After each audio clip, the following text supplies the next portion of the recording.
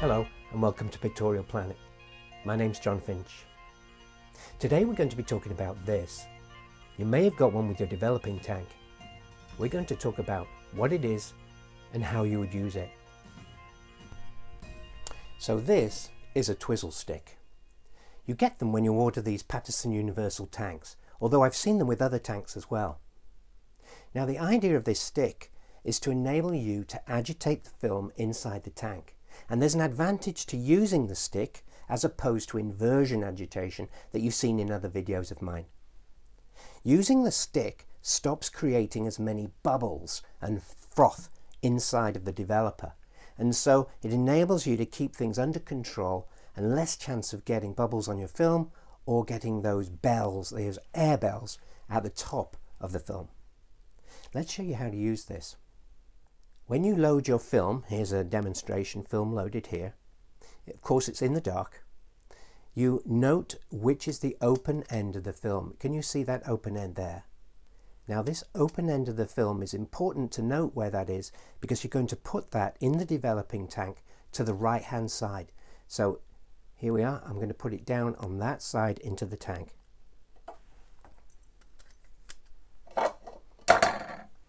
And then I close the lid of the tank. Now when it comes to developing the film, I use the stick clockwise.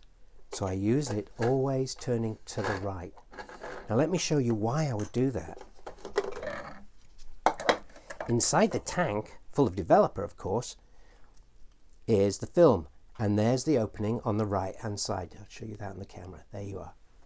Now as I turn the film to the right, it's pushing the developer in through this gap here into the reel and forces the developer past the film. The emulsion, remember, is on the inside, so we need to push that developer across that emulsion. It pulls fresh developer from around the outside and pushes it through round and round, and it comes out of the center. If we turned it the wrong way, we're not moving any developer at all. It's just spinning around aimlessly, and you're not going to get good agitation. Let me put some liquid in this tank and demonstrate it. I'm simulating putting some developer into the tank.